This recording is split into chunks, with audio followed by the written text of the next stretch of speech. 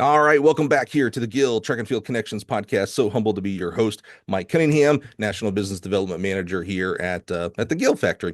Hey, so normally I do this like minutes long introduction, but I've got a limited time and I've got an awesome guest for you. You've already seen him here in the title, so I want to get right to it. Help me welcome from the University of Georgia, the wise, the wonderful, the athletic director, not the track coach who we've had on the show before, the athletic director. Help me welcome Josh Brooks. Josh, welcome to the show.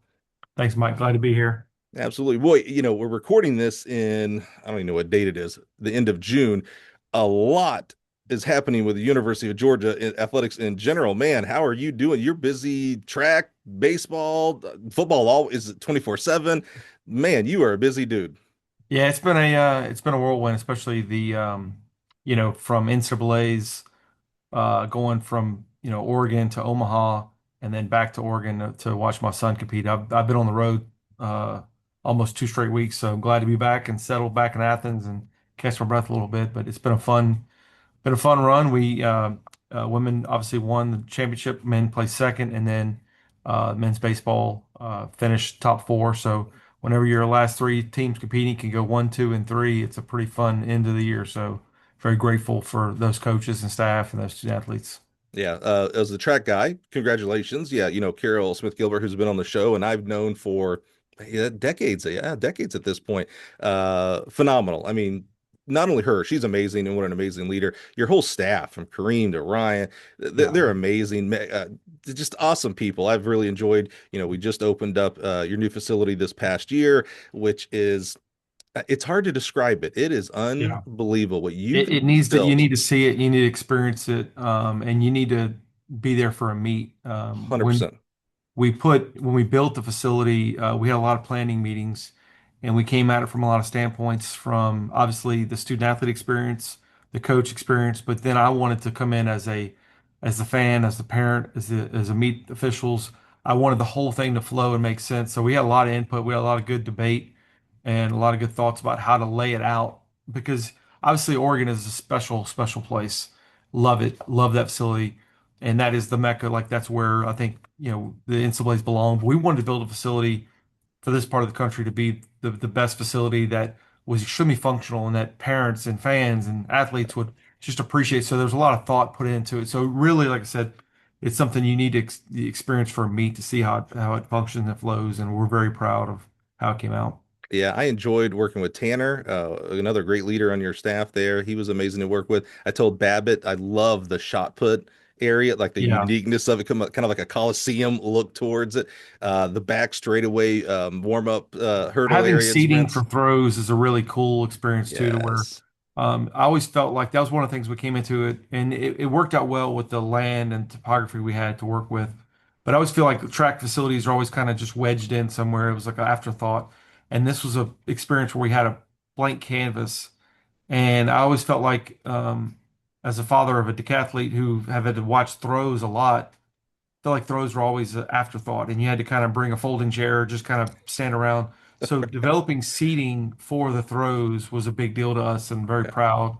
And hopefully, all the throwing parents are very appreciative of having a great venue to where they can, watch their people compete and have a comfortable and great setup for it. So Yeah, normally you got to walk a couple miles and then put your chair yeah, down, and exactly. this is Yeah, right there. It's phenomenal. Well, sometimes catch a shuttle. yeah, right, exactly. Well, Josh, that's all great and really appreciative of your trust and the University of Georgia's trust for the facility. Really grateful for that. But this is a track and field podcast. This is episode almost 400. We've had nearly 400 amazing coaches from around the country, sometimes from around the world, like Carol and Petros, a former coach there at University of Georgia as well. But you're an athletic director. What in the world? What are you doing? You've already kind of alluded a little bit to it. What in the world are you doing on a track and field podcast, sir? Yeah, so I've fallen in love with the sport of track. I did it all throughout middle school and high school. I got in and thrown the javelin. I wasn't a very athletic kid, so I had a friend teach me to throw the javelin. I said, "Look, you don't have to have the strongest arm, but if you can master the technique, you can be competitive." And I did not have a great arm, was not very athletic, but I threw it for a long time, so I got decent enough at the technique that I loved it, and I loved being involved in it. And then when I was associate AD, gosh, this was almost 10 years ago. I was assigned football and track and field as my two sports that I worked with. So I worked closely with Petros, and then through facilitating that sport and then getting my son into it, um, and watching him grow in the sport and then being a sport administrator for it, I just fell in love with it. And then, Hmm. when you view it from an AD role and someone like me who's trying to be rise in the Learfield ranking as much as possible, track gives you a lot of bites at the apple to score a lot of points. So when you think about cross country times two, indoor times two, outdoor times two, it's six opportunities to score Learfield points. So Right, for me, who's really competitive, want to do one Learfield, like track is a great opportunity right. to get a lot of points. And I gotta give credit to Petros for establishing the baseline here of elevating track. And then when I had opportunity to go hire Carol, it was a no-brainer. And then she's, obviously now we've had a lot of success, and now that we have the facility to host meets and the locker room, it's just been a lot of fun, and it's been a fun journey. And it's and not to get too like off subject a little bit, but I do think that track is a very um, special sport, and I think especially for the youth, I try to tell young parents to put their kids in track because as a parent, I've got two 16-year-olds and a 14-year-old. I've experienced it all from baseball to soccer to football to basketball, track, obviously. I think youth sports has gotten way too competitive, and that's coming from someone who's very competitive. Mhm. But I think we're getting caught up into watching 10-year-olds and 12-year-olds and 11-year-olds win tournaments, baseball tournaments or AAU basketball tournaments. Um, and there's nothing wrong with teaching kids to be competitive, but I think development happens better in the sport of track. Mhm. When you go to a track meet, there are many ways to succeed. You don't have to win the meet. You can PR, you can place, you can do things. It's not binary win or lose. And I think that allows us to let kids develop in track, Mhm. where we're too results focused on winning and losing in other sports. And we think that, and again, like you can train, and then you can go 0 for 3 at the plate, or you can go 2 for 10 shooting basketball. You know what I mean? Or you may not get the ball at football.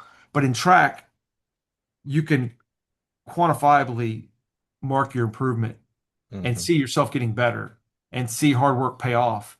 And you don't have to root against someone else.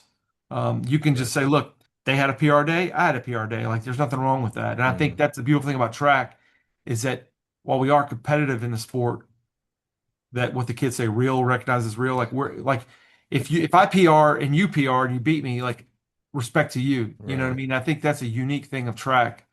um, but again, going back to it, I think what's beautiful about track is that I think it's great for development and rewarding hard work and seeing hard work pay off in your sport. And I think it's very special in that realm. We almost called the podcast the Tangent Podcast because I am also a tangent guy here, Josh. Yeah. So I want to stay on that for a second. I love what you said, and I think you're right. And I think especially when you talk about youth athletics right now with basketball and baseball right now is just, I don't know. I have a hard time Look, with I'll it. be honest. It's gotten out of hand, and I'm not Yeah. trying to take shots at anybody. But when Right. I Right. hear what some of my fellow parents are having to do, Yeah. and the whole because you get part of a team, and then you don't get to pick and choose. You just have to go Hmm. with the team. Where the beauty of track is like, okay, do we want to do this meet or we want to do that meet? You can kind of pick and choose, Right. and not you're not just beholden to a whole summer of traveling. You Right. can there's different avenues, and you can kind of choose depending on location. Are we going to do USATF this year? We're going to do AAU. We're going to do this meet depending on how it fits your schedule. So you got some flexibility. And again, it's not like I do think and I'm not trying to call parents out, but I do think we get caught up in the success too Right. much, winning, losing. And again, um, I never worry about my kid winning an event. Hmm. I worry about did they do the best they could do? Did they give Right. their best effort and let the chips fall where they may? And I do think track allows you to have that perspective and not get so caught up into just it's a winner go home Do- philosophy. I agree. And do you think because of that, it certainly hasn't hurt participation. When you had boys and girls together, were the most participated sport on the high school level and the NCAA level. But we can't get anybody to come to a meet in general here. Yeah. Do you And, think and that, that, that that hurts it, right? Because yeah, we're conditioned to go, what's the score? Or the question I get from staffers all the time is, did we win the meet? Right. And like a meet, not obviously not nationals, but Right. like Right. Right. Right. I'm like, no, it's not like that. And like, what do you mean it's not like that? I'm like, well, it was invitational, and we had certain like so Right. that does hurt it from a um, viewership standpoint. Mm-hmm. And Carol and I have talked about doing some dual meets possibly because our Mm. fans could understand that, right? So let's say Mm-hmm. we Mm-hmm. choose an SEC rival and we pick X number of events, they pick X number of events, and we put people up, and then we say it's a running total. I Mm-hmm. think she did something like that with UCLA when she was at USC. Right. Oh yeah, the UCLA USC duel, famous. Right? Right. And I think Mm-hmm. that's something our fans can get behind. And they want to say, okay, we're going up against Florida and we have 15 events and Right. we're going to tally the points. Mm-hmm. Um, maybe we have to create more opportunities like that Mm-hmm. so fans can see it. But it's kind of like, if you know, you know, and true track fans don't get caught up into that. We get caught up Right. into like, oh my God, I just saw somebody run a world record or, Right. Right. like, so that is something we have to kind of work to overcome. Yeah. But at the same time, you don't want to lose who we are or what the sport is at the same time. You don't Yeah. want to sacrifice or set up meets in a way to where we're getting out of sorts because we all know we're trying to build our team to perform and peak at nationals. So we have to Right. be careful about how we That's compete, true. so Yeah, yeah, it's like our whole season is preparation for conference and then yeah. nationals. Yeah, yeah. I always thought it'd be cool using the decathlon as the example of if you had a meet and, since we have 8 lanes, typically let's use 8 teams, everybody puts together their best 100 guy, their best long jump guy, hurdles, pole vault, and you do for men and women, of course. And whatever that 100-meter person scores, that goes to your team score and your long, like, so you decathlon it That's up. And fun. yeah, Yeah, yeah, like yeah, like yeah. a whole like the team is basically the cat like Yep. yeah, You that's put your that's best fun. vaulter, best discus thrower, because the decathlon hits every one of our events, your best miler, and you add up those totals for those Yeah. 10 people. So, And I I don't know. do think on a similar note, I think I'm coming around to the idea of, and this may be controversial, I am open to the concept of scoring more, Hmm. like giving the top 16 a score versus the top eight. Oh, Um, yeah. I just had this discussion with one of the throws coaches in the SEC. This was interesting. Yeah. because it does feel it's rough to think that you're ninth or 10th in the country Uh-huh. and you scored no points. Now, if you look at swim and dive, they do a much better job of scoring deeper. How much they? I don't I know. think they go all the way top 24 score. Now it's obviously That it right? tethers down. Sure, sure, sure. Obviously, and no one's got a problem with that. But it's hard to Yeah. say, like, man, you just finished 12th in the country and you got our team zero. Like I, that's tough for me. And I I think agree with that. I as the was in the rosters SEC. are expanding, Yep. Hmm. and we've grown scholarships, I do think rewarding the depth could be a good thing to Yeah. let people that get top 16. So I know it's controversial, but it's just a thought. I think, That's interesting because I was talking. I won't name him just for privacy reasons. But he was talking about like because I was in the SEC. I was at Mississippi State when we were 12 teams, and now we're at what 16, and it's 16. like that's a different. I mean, it was tough when it was 12. 16 is Oh, just impossible. SEC meets now are just insane. If I, you think about the people that didn't make the 400 or 200 or 100-meter finals in mm-hmm, the SEC is mm-hmm, insane. mm-hmm. I was at Big 12 indoors and I looked last year and I looked at every ninth place and I was like, dude, every team in the country would take you and you didn't score a point in your Yeah, conference meet. I think that that's might be something that catches that's on that's rough. that Yeah, we that's rough evolve in our sport. Yeah, scoring because wise. when you win, like we won a national championship and we had a couple individuals I think scored 10th or 11th, and you want to say to them like, "Hey, you're part of this team," but you could see the disappointment on Hmm. their face because they Hmm. wanted to help score a point, and you're like, Right. "You're part of this," and Yeah. and And they're still unbelievable, by the way. yeah, and that's the part of track is like, look, somebody's gonna fall down and somebody's got to pick somebody up, and Right. you're not gonna fire on all cylinders. You need someone to pick you up, but Right. um, I just think that if we're gonna reward depth, I think that's one possible way to do it. That's Yeah.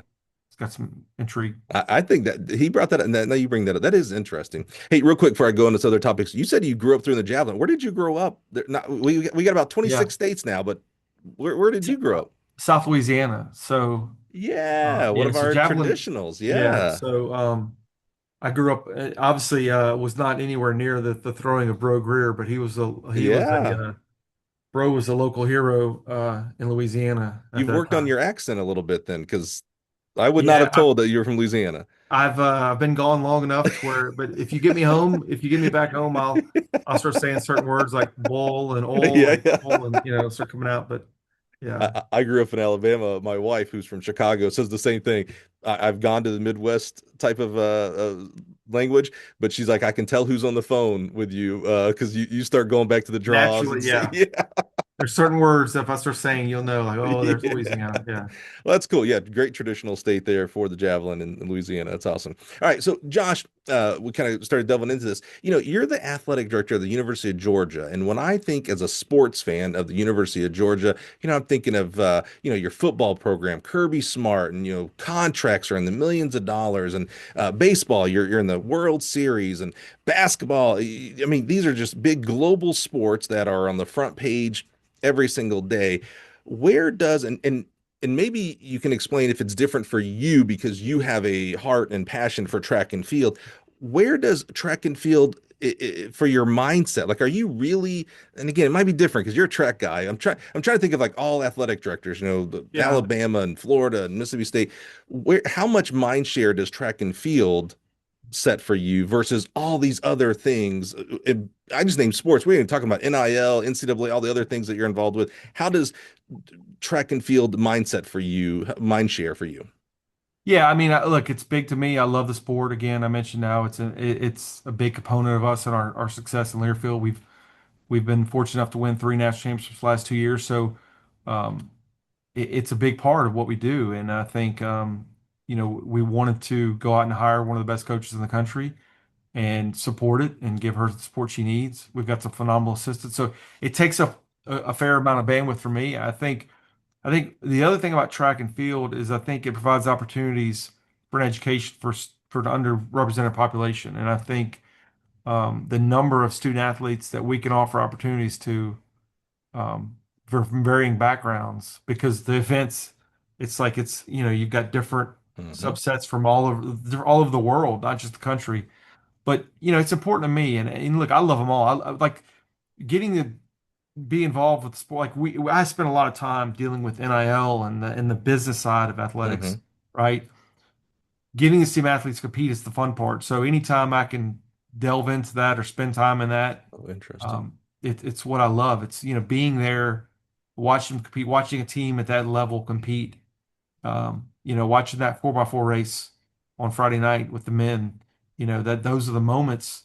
That's why you work so hard and do all the other stuff so you can have moments like that. So, um, you know, I have to say I've got 21 sports. I love them all. I try to spread out the love and equally, but at the same time, when you've got a team performing at this level, then they're going to get a fair share of your Sure. time, as they should. Sure. Yeah, that makes sense. Do you have a lot of other brothers and sisters in your ilk of ADs around the country. Do you feel like for the ones that aren't track, we've had Jamie Pollard from Iowa State, who's a track guy, he was a D3 5K All-American. But to me, those are the rare ones. Do you think other ADs who are not from a track background what their mind share is of track and field? You mentioned the six sports, and we tout that a lot too. Of like, hey, we're important here Yeah. as track coaches. We have six sports, not just one. We get into the revenue side where we can agree and disagree on some things. What is the overall importance? Maybe this is the better question. What is the overall importance on the Division I side that of track and field has for our athletic departments? Yeah, look, it's hard because it's a non-revenue sport, and the better you do, the more it costs you. So, Mhm. uh, but it's something I embrace. I mean, I kind of get picked on in a lot of AD circles about being a track guy, or whatever. Hmm. But Hmm. this is the SEC, so there is a lot of pride in track in our conference.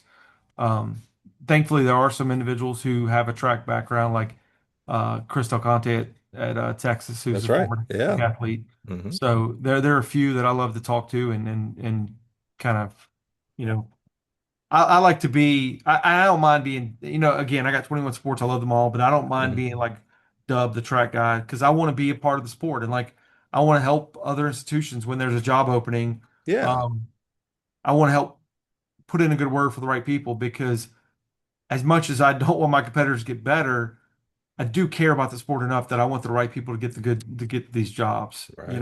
and help the sport because um, just selfishly speaking, for our conference, I want our conference to remain the premier track conference. No Right. offense to any others, but so I do want to see it do well, but I also want to see the sport do well. So it doesn't matter if it's a school that's not within our conference. If I can help or help connect someone, I want to do it as well because I do want. There's a number of phenomenal coaches out there that I want to help promote and for the good of the sport.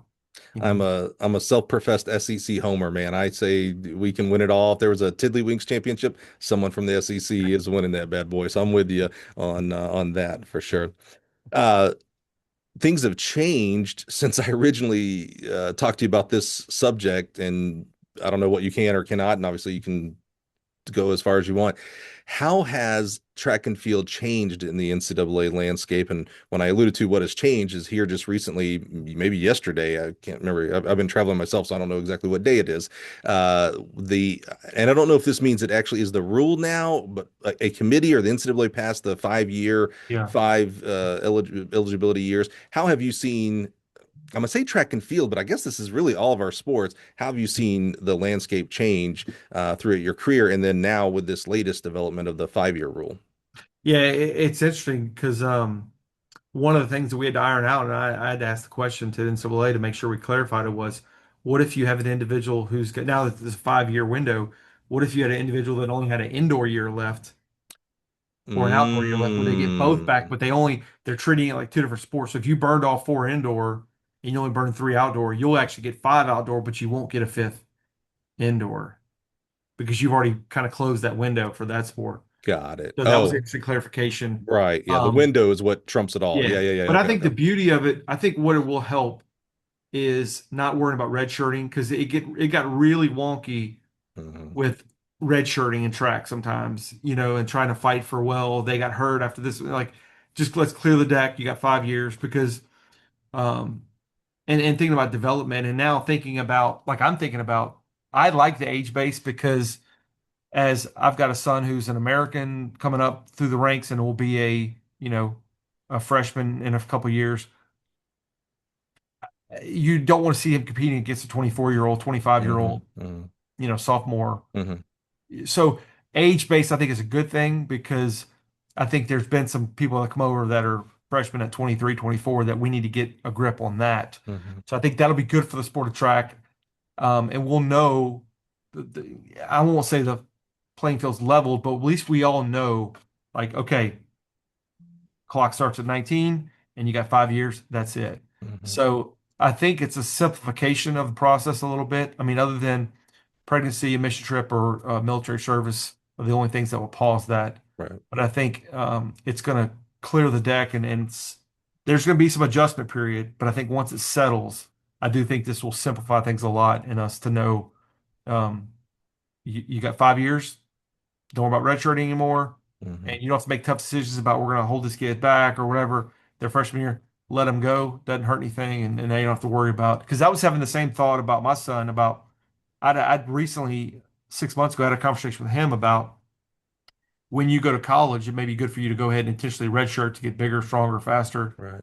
and then give yourself 4 good years. Now you're like, okay, forget about it. You got 5 years, go figure it out and Right. let loose. You don't have to worry about, redshirting your freshman year.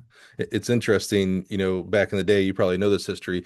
Freshmen weren't allowed to compete. Not Yeah. you redshirted out, you were not allowed to compete for your team, and then you went on the rest of your career. And now a full 5 year. First of all career school records and NCAA records are destroyed, right? So like running back yardages and passing, Oh like all those yeah. are going to get destroyed. Batting, points in basketball, all the career records are about to get changed here in the next 5 to 10 years because of Well, I was this. joking with we have a basketball player, Blue Kane, who's going into his senior year this year. He started his freshman, sophomore, junior year at Georgia, and he's going to be, one of the first or one of the few ever 4 year starters at the University of Georgia. Yeah. I said, Blue, you could come back for another year, be the first 5 year starter in the history of Georgia basketball. That would be pretty neat. Yeah. That is pretty neat. Is this we're in the track and field world, so that's pretty much all I think about and concern myself with. And I know the age-based thing, and we recently had Rita Gary from Furman University on the podcast, who's very outspoken about this. And there's a lot of things that I agree with. I do have a hard time a 25-year-old freshman up against an 18-year-old freshman. I don't care what country you come from. I can't concern myself with the 7 year gap, and because I think about college athletics, like it's not a right. Like you're not given. Not everybody has the right to compete in college. I didn't. I wasn't very good.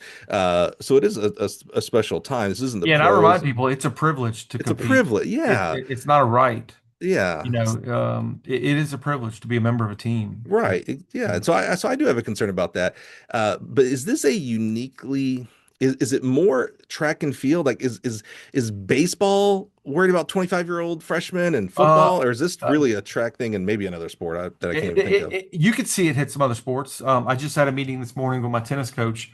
There's been some situations where you've had some older tennis players coming in. Mm, So this has not just been a track thing. You've seen cherry picking, and now you're seeing in basketball, right? You've seen some international players coming back over after playing a few years overseas and now mhm, coming in at 23, 24-year-old freshmen or even older than that. So I think it was trickling in a lot of the sports as well. So I think this is a good simplification of that and just saying, look, we don't need no one has if a 24-year-old senior, fine, but like we don't need 24-year-old freshmen, mhm, you know. mhm. I mean, Yeah. we had some 25, 26, 27-year-olds competing, Right. you know. Right. Yeah, I I am okay with people disagreeing with that. I didn't like when some of us would be mad at others, and I'm like, are they breaking the rules? They're not the way they were, then they're okay. Yeah, Change the rules if you don't like the rule, but don't get mad at someone because they're well within the rules of what they're doing. So, right. and does this rule start? So maybe you can give clarification on this too.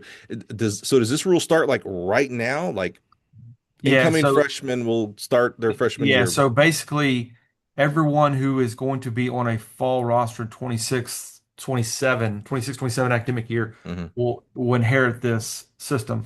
Now that means that everyone who's graduated just recently will not get that fifth year. This is you got to pick look, you can't keep going back forever. You have to draw the Mhm. line. And I think they drew the line and said it's a moving forward from this day forward where everyone will get that year. So Um, if you graduated this year, 26, you're done. Yeah. you oh, I'm sorry. You're saying 26 graduate from college. Yeah, so if you Okay, graduate okay. college this year, you're done. Like But if you've already used your 4 years, it's over. there's no Now, retro on that. yeah. Yeah, okay, okay. So it is this year's freshman class, this year's high school seniors that have just graduated when they start the fall or turn 18, whatever. This is their enactment. Yeah, and everybody on a roster as well. So if you're going into your sophomore, junior, or senior year this year, you absorb that fifth year as well. It can be applied. It You can could be take applied. yeah, if it works out. But you could have a situation, you could pick the easier of the two, right? So let's say you're a 27-year-old senior. You don't have to be subject to the age-based rules. You could still grandfather in the old rules, but Okay. if you're a 22-year-old going into your senior year, you could get the fifth year Got it. there. So there's gonna be a lot of gymnastics at each roster. Each sport's gonna figure out and say, okay, of our upcoming seniors, who falls in that 5 year window that could get a fifth year. So Right. coaches are already looking at that. So you'll probably, I don't know what people are gonna do, but I'm gonna start going away from the term freshman, sophomore, junior, senior, Yeah. and just go first First year, year, second year. second. Yeah, yeah, Yeah. yeah, yeah. Yeah, that was a lot of debate, not debate, but that was a question on Twitter yesterday. It's like, what do we call fifth year? Do you call them fifth year senior? It's like, no, just first year, second year, third year, Yeah. fourth year. And they can be whatever academically, but on the athletic field, one, two, yeah, it makes a lot of sense. Your compliance director must be like just busy right now. He's checking Oh everybody's God, yeah. birthdays and graduation years. Yeah, I mean, in these last few years, there's been, a ton of change. And so Mm, everyone's got to stay flexible and nimble, but because things are evolving so quickly. yeah, yeah, absolutely. Let's turn our attention a little bit to jobs. And what I mean by that is, you said it was, and I don't know how involved you might be. And when I say you, I'm kind of talking about the athletic director in general on your level here with the hiring of head coaches and even assistant coaches. So first of all, let's pick your brain on there's coaches out there right now, regardless of the level. Maybe they're a power four assistant coach right now that think they want to be a head coach on the power four division 1 side. What does an athletic director like you look for? Like what are things that they could be possibly doing now to set themselves up for success in the future for this potential job advancement? Yeah, I think first of all, it starts with, to catch an AD's eye, let's be real, your individual group needs to be excelling, Mm, right? So you want to say, okay, wow, that, school A. uh, their jumps are doing phenomenal. Okay, who's their jumps coach? Or, their sprints are doing phenomenal. Who's their sprints coach? Because if your group is lagging, you're never going to get that attention. Mm, And then from there, that's going to catch your attention. That's going to catch someone's eye. So then when you ask about that individual, you want to find out that they're a go-getter. They're great to work with. The business office loves working with them. They recruit their butt off. They've had experience in helping run the meet because you don't want to just mm, hire the person that's good at their individual event, but you're not seeing the leadership qualities of the head coach. You want to see those aspects as well. So you better be able to call that AD and that AD say, "Oh man, let me tell you about Mike Cunningham. Not only is he coaching the throws, but he is one of our best recruiters. He is organized. The business office loves him because he's always organized with his paperwork. mm-hmm, Um, when we host home meets, he's all into it, working with event management, putting the event on. He's not just sitting back in the shadows. Like he's all over the place. Great to work with. Like you better be able to check those boxes because people are going to call and ask because you I can't speak for everyone. I don't mind a high maintenance coach. Like I call it a good level of high maintenance because if a mm, coach isn't high maintenance, they're probably not wired type A enough for me. mm, But they better know how to work. They better know how to work the system. They better know how to work with people, right? And they better be a good citizen. And you better find out also the most important thing: their kids love them. mm, You better have. I better not have to worry at all about. Um, I don't want to deal with a bad experience. And sometimes that can get mislabeled or misinterpreted because um, sometimes I do want my coaches to push, right? Push my students to push to be the best, and not all student athletes can handle that, right. right? But to know they care, to know that they care about them as an entire person, you better be able to call about that person and people in the department. Better first of all know who they are. Better know who Mike Cunningham is. Mhm. Because if we call AD and they go, yeah, Oh, I've right. only met Mike, I really don't know Mike. Interesting. Um, that's not good because the bottom line is if you are an assistant and you're trying to get that next head coaching job, uh, so let's say Mike, you had a phenomenal throws group and you're crushing it.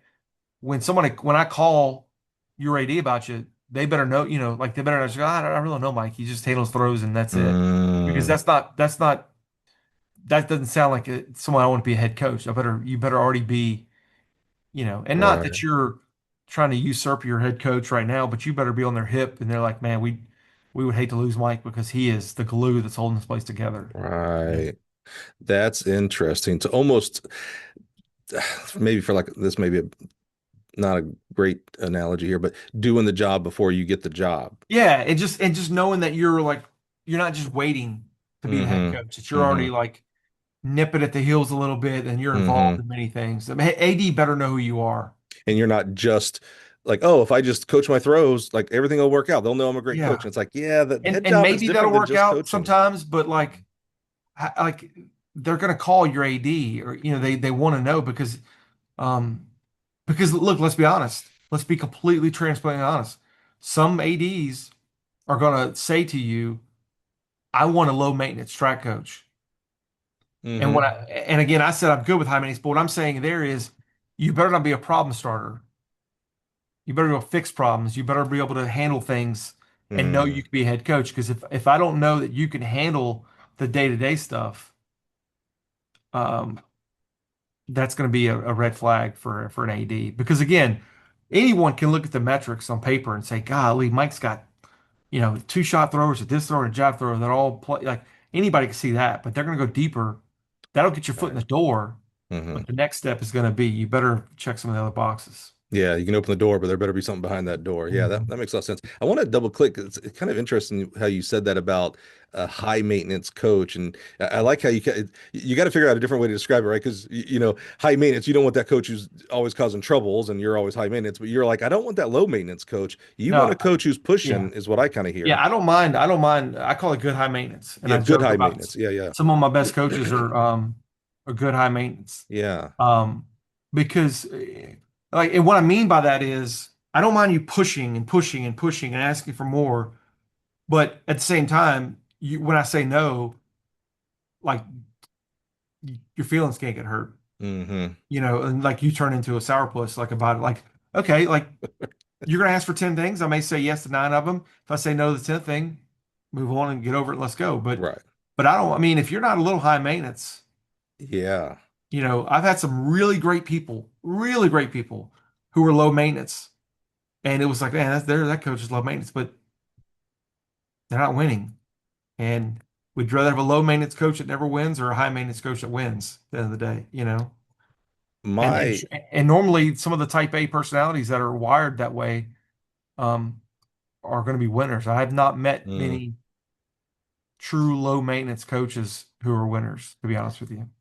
one of my roles that I've grown into here at Gill is kind of like a coaching advocate and for the profession, like the profession of coaching track and field. And one of the things that I noticed, and this is a big swath of all coaches, not any one specific coach, there certainly are outliers like a Carol and Petros that we mentioned here, to that good high maintenance is I see a lot of our track coaches uh they get into a, hey, I'm just track, I'm not football and basketball, I can't ask for extra budget, I can't ask for this, I can't ask for that, and I have a little bit of like, you need to be asking, Yeah. like you need to fight for But, your but program and but your what I kids. would say is, okay, all right, so then how do you approach that conversation as a track coach, right? So what you do is you don't walk in the CFO or the business office or the AD's office and just ask, Mm, right?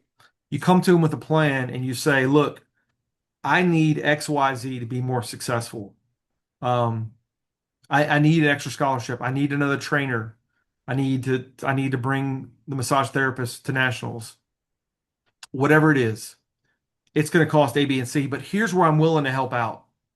You know, mm, Instead of going across the country to this meet that we normally go to, I am going to go to a regional meet instead, and I'm going to save you X here, but I want to reply. Like when you show that you're willing to horse trade a little bit, or mm-hmm. you're willing to you're just not just asking, but you're saying I'm willing to give this up to make up for this, then you're playing an active role and you're helping them Yeah. because it's like I tell coaches oftentimes, I'm like, look, your budget's your budget to a certain level. I'm going to give you the autonomy to decide. I'm not going to let you just go crazy and cut benefits to student athletes, things like that. But there's going to be a certain level of autonomy you've got to say you got to prioritize.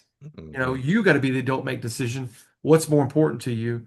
And then when you give the coaches that freedom, they feel more involved in the process. But from the coaching side, if you come to the business office of the AD with that mindset, they'll be much more willing to work with you versus just coming in and saying, here are the 10 things I need without Hmm. coming in with a plan of like, here's where I'm willing to give a little bit. Yeah, I like that good hype man. I'm gonna start using that. I want our coaches to fight for their. I think you're right. I think about being in your shoes. And it's like, do I want a coach who's fighting for their kids in their program or not?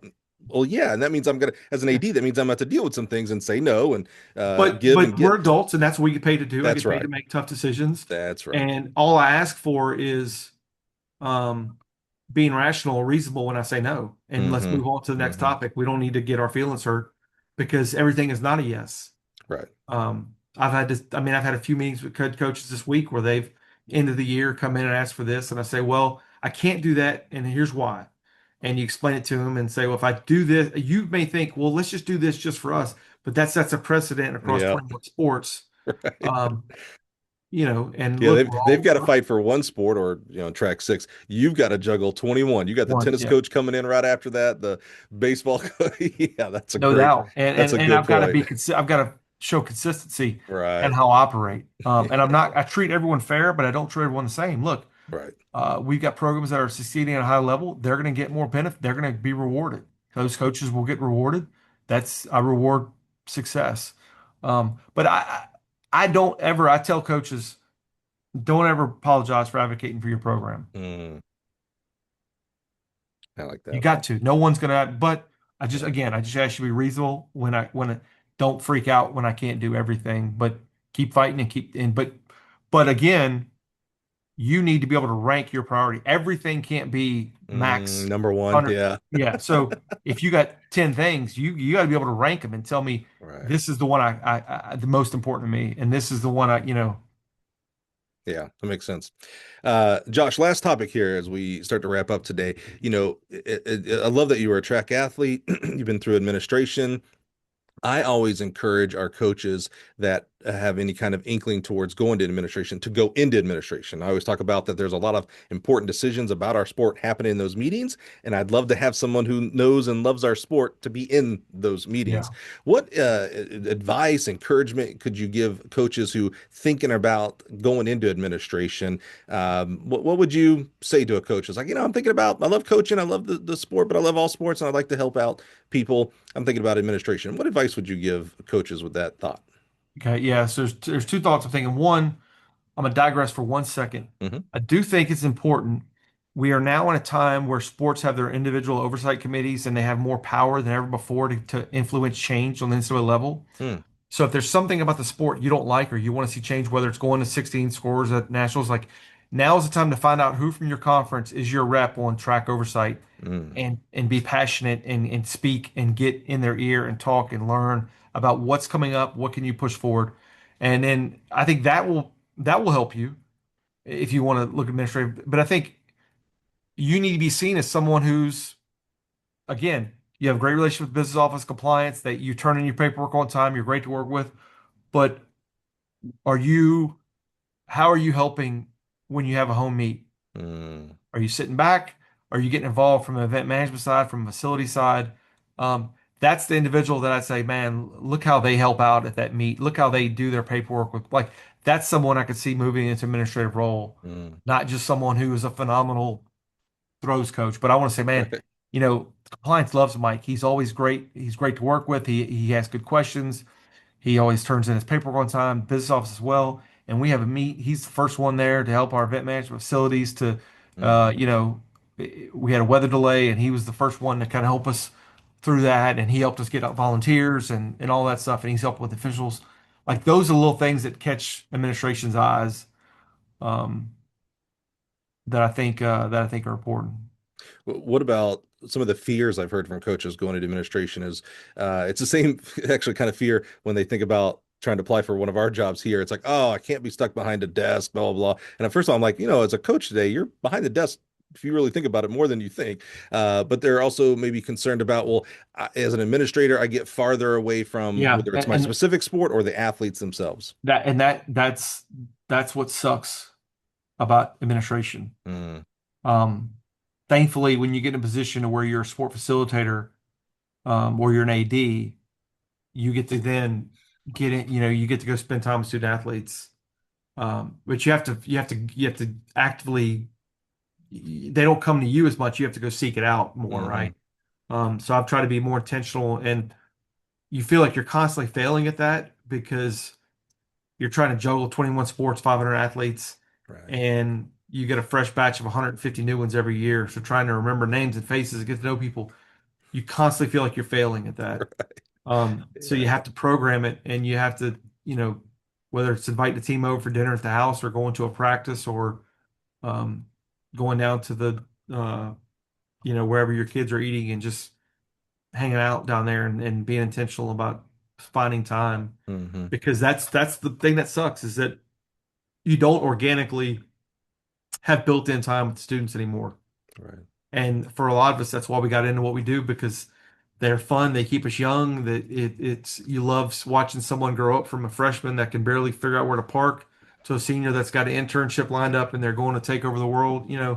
Um, that's why we do what we do is watching young people grow up and being a part of their lives. And that's, you lose that as administration a little bit. But I'm trying to constantly find ways to be a part of their lives, and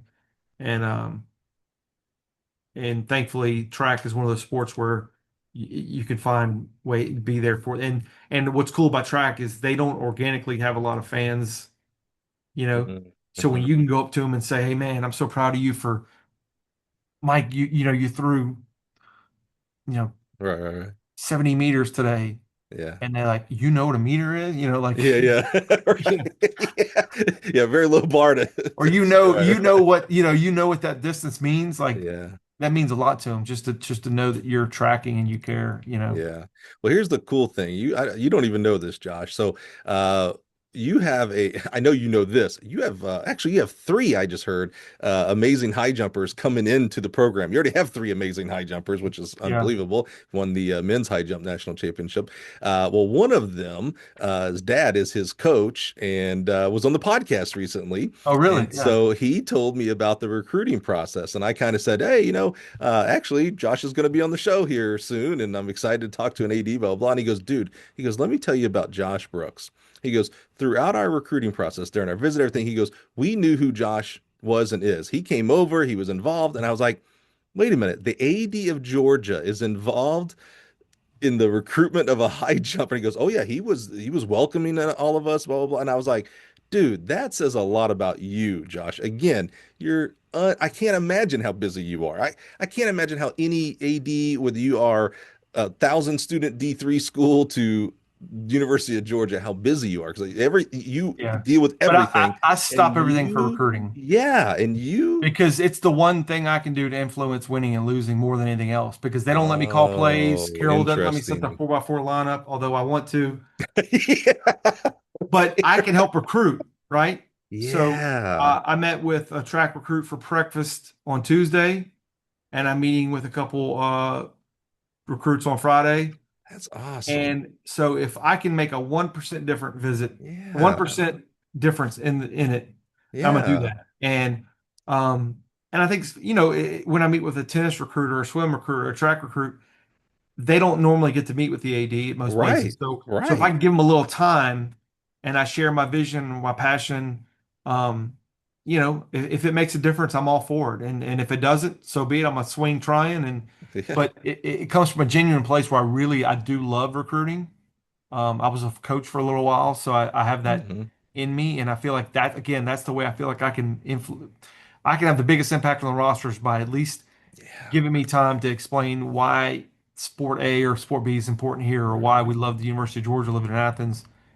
Dude, Um, I think that's huge. I put myself in as a parent or even as a recruited kid and think, even if as a kid, 17, 18-year-old kid, and I think about, well, who's the AD? Who's this Josh guy? yeah. But if I start thinking like, wait a minute, this is the AD, and then I go to other visits and I'm like, well, I met the coaches and that's great and I love them. But the AD came to see me. Like, I don't know, man. That just feels like even if it's at Well, 1%, that feels yeah, like and a tip in your scale. if you, especially with track, it's easy for me because I know the sport, but when you can speak their language to them too, and say like, okay, and you understand where they're coming from, Right. and it's pretty cool, and Yeah. I enjoy it, and I then love that. again, uh, I was with I was hanging out with the Deja's mom Hmm. in Eugene for a little bit, and I said I remember the story when I first met you and gave you a tour, and now see it full circle. Like I'm glad glad I Yeah. spent that time, and but it just but it also makes just getting to know That's the parent. I know the parent you're talking about, and just having yeah. a relationship with him, um, it's special because I'm again, I love all 21 sports, I always said, but I am a track parent. Right. So I get it and I understand their world. And the first thing I tell track recruits on a visit is everyone stop and thank your family on this visit because they sat through a lot of heat, rain, cold, long meets to get you where Long, you are right? today. So make sure you thank them for getting you here today. Well, Josh, I appreciate you walking the walk. It's easy for us as track coaches to say the AD doesn't care about us. They just want us to stay in our corner. They want to just focus on football, basketball, baseball, etc. I love that you are leading by example. I also love to think about this like secret cabal of ADs that are track nerds. I do Oh love yeah. that when you talked about Chris and because I know there's others. I like to think about when you guys go to these big football meetings, you guys are in the corner going, yeah, yeah, yeah, but our 4x1 is going to beat your 4x1 this year. So I Yeah. do Well, love that. it's funny because I pre-score the meets. Um, You're such a track nerd. I love it. I'm a full track nerd. I've got a full spreadsheet where I'll do like the top 10 teams and I'll do a projection and then I'll do my original projection, then I'll update as it goes, and then I'll input the live Dude. results. So I've got a handful of ADs that'll call me and text me and say, how's my team looking? How How are we we look at looking? And I can usually, but then there's always a surprise, right? There's always. always a couple curveballs, but I'll be honest, and again, I've said this 5 times, you're probably sick of me. I love all 21 sports. I love what I do. I love being AD, but there's something really fun for me about scoring a track meet. Mm. I'm like that old guy at a baseball game that wants to stat a baseball game. Yeah, Like yeah, yeah. I genuinely love, like, you will see me.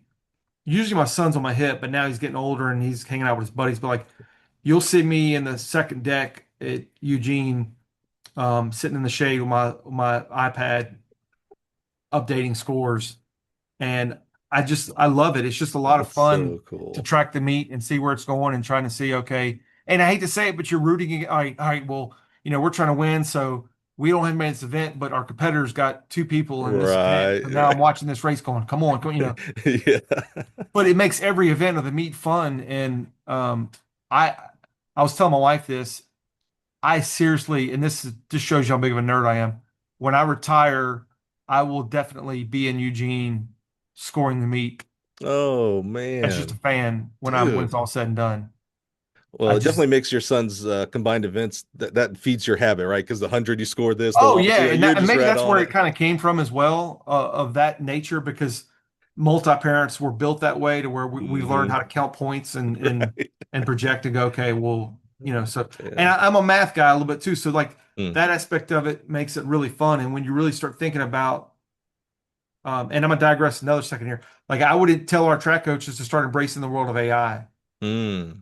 There's a lot of fun stuff out there to think about, especially if you're building a track team, to start thinking about how do you want to build a team to maximize Yeah. points and Yeah. scholarships. There's a lot of data out there now to where, everyone's got different, every job's a little different, right? We all Right. aren't going to be, we're blessed to be able to give a ton of scholarships to Georgia. But if you were at a smaller school, and you said we only have X number and I'm trying to Right. build it, you can then get an AI and say, well, I want Yeah. to be a distance and throws school, and how can I maximize? So there's gonna be some Right. fun stuff with AI. So, but getting back to the math side, I think it's a lot of fun, even with AI there, to say, okay, my son's a decathlete. He's good at these events. He struggles with these events. Where do you find the points, and Yeah. Where should he where do you focus? Yeah. Yeah. maximize your Yeah. time? Yeah. So that's a lot of fun. So I Dude, enjoy that aspect of it. Josh, I could spend our average length is an hour and 45. So first of all, everybody routine listeners are like they don't know how this podcast ended under an hour because that's just not my style. I could talk for hours with you, my We'll have to friend. we'll have to have a part two. We Yeah. might have to. I appreciate I could yeah, geek yeah, out yeah. on track numbers I for appreciate you saying hours. that. I'm gonna take you up on that. Josh, we are at the end of our time. You're busy. You've got again, I'm just so blown away. Thank you again for your time. I know you've got alumni calling you right now. You've got to schedule the next SEC season and SEC champion because you're always playing for football SEC championships. I get it. You got to celebrate your baseball team, your track team just won. You're so busy. I am so grateful for your time, my friend. Thank you so much Well, for being here. Thank you for I what you do for our appreciate what you sport. do for the sport of track as well. I care about the sport, and I'm going to be one that's going to fight for it till to the end. I mean, Man. and I don't want to just maintain; I want to grow it. You know, so I think I'm appreciative of all the track coaches out there. Um, you know, there's a lot of great kids out there who are looking to get recruited, and I just appreciate them what they do and giving opportunities for young men and women to have an opportunity to go to college, get a degree. Well, I know you love all 21 sports, but I'm glad you're on our team in track and field, my friend. Thank you again so much for being here, Josh. Learned a lot, and I'm going to take you up on that. We're going to do a part two one day and keep this conversation going, okay? Sounds good. Thanks, Mike. Guys and gals, thank you so much for being here. I hope you gained a lot from this. We've had other ADs. Jamie Pollard from Iowa State has been on the show. I think it's always fascinating to pick the brains of our administrators and what they're thinking, how they're thinking about our sport, because that's important. They are leaders in our sport. So, hope you enjoyed this podcast. Join us next week. We'll do it all over again. See you guys.